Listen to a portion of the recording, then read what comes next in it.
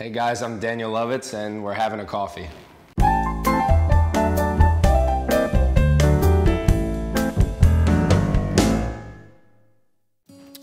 I have turned into one, even though I remember telling my mom I would never drink coffee.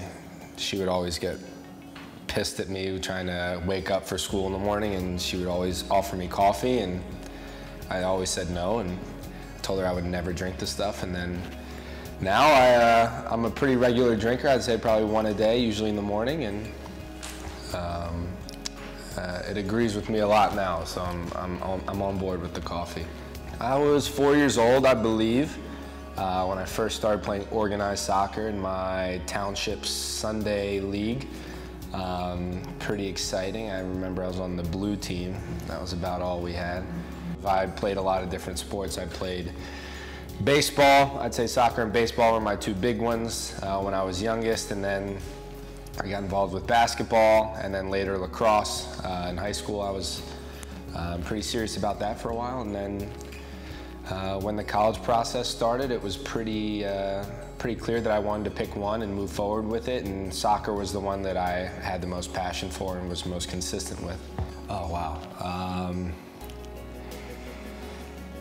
I think it was after I got into college, to be honest. I was very lucky. The coach that I played with for the majority of my youth career in Philadelphia, he really based everything off of enjoying ourselves and having fun, so the pressure was never really there for us. We were a very diverse group of kids from inner city Philadelphia, the suburbs, other places in Pennsylvania, and we really loved the camaraderie of the team and everything, and there was never really a pressure to you know, develop in the way the academies are set up now. It was pretty different. I think it was right when the academies were starting to become a thing. We were approached by a few different teams, and we decided to stick with what we were doing and be unique, and I'm really glad we did. But as it came to be, I never really thought that the professional soccer avenue was something that would really work out for me, and I didn't think it was in my future. I just knew I loved playing soccer. I didn't know when it would stop, and I didn't want it to stop. And I think when I got to university and I got to college, and my college coach started to, you know, see me as a freshman and, you know, put a plan together about whether or not I wanted to graduate early and take on more classes so that I could do that, that I really kind of took a step back and said, wow, like, this might actually be doable. And I think that's when I really sat down or looked myself in the mirror and kind of took a deep breath and decided to really go for it, and the rest is history. Oh, it was crazy. It's crazy for all college players. For me, I thought the only way I was going to get drafted was by making the combine, the MLS combine, going there and showing well, and hopefully a team would like what they saw. But I actually ended up deciding to get knee surgery during the combine after I was invited. So I was thinking, like, shit, I think that's it for me. I don't know if it's going to work out.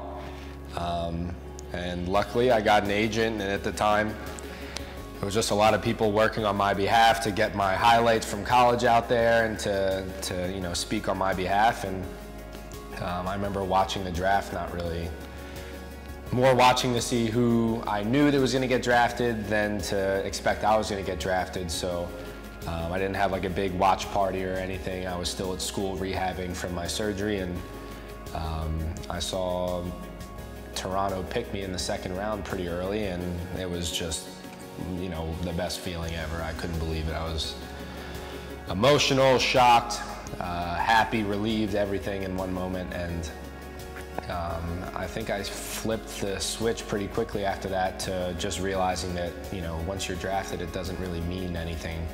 It just means that they took a chance on you. But it's, you know, the work is really beginning now, and you have to go there and win a contract. And, you know, at the time, that was the most exciting offseason any MLS team had had going into 2014 for Toronto, with Jermaine Defoe, Michael Bradley, a lot of other guys. Dwayne D'Ozario came back, and it was a really exciting time, and it wasn't really a great time for me to be trying to make a dent in that team. And I was lucky to win a contract. I was loaned right after that to Wilmington Hammerheads. That was our affiliate in the USL at the time.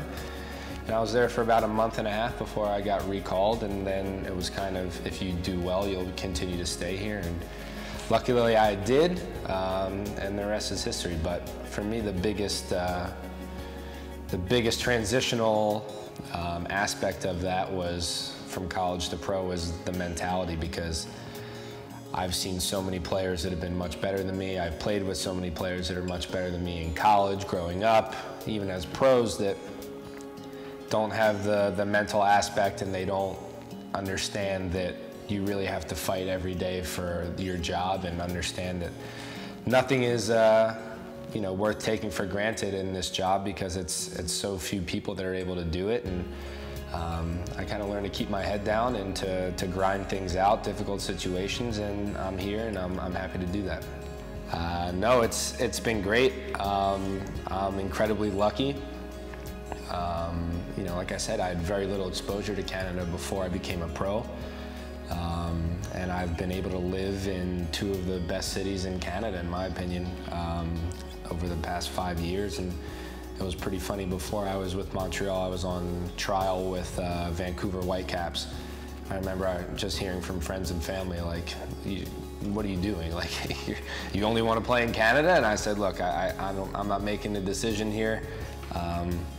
But Vancouver, Montreal, Canada, those are pretty awesome cities. I can end up in worse places, but I've been incredibly fortunate. Toronto was an awesome experience. The city was great. Wasn't particularly great for my career, but I value my time there. I learned a lot, matured a lot, and my next opportunity was here in Montreal, and it's been a fantastic experience. Oh, I love it. I think it's one of those unique situations. I think unique's actually a great way to put it, because the fan base is very knowledgeable. That comes from having a diverse population in Montreal, and everyone you meet, they're always from somewhere else first before Montreal, and their family's always at least 1 or 2 generations before they grew roots here in Montreal. So it's very cool in that way. It leads to a very passionate fan base, and they understand the game. I've played in a lot of places and felt at times that the fans don't really participate in the game atmosphere until someone hits the crossbar or something. And then they realize they're there and they all cheer and they go crazy. But no, here it's the little details of the game that we do well throughout the game. They applaud, and it means the world to the players. It means that they're tuned in, they understand what's going on, and that's a huge thing for us to be on the field with that going on, and it's been a great experience for me.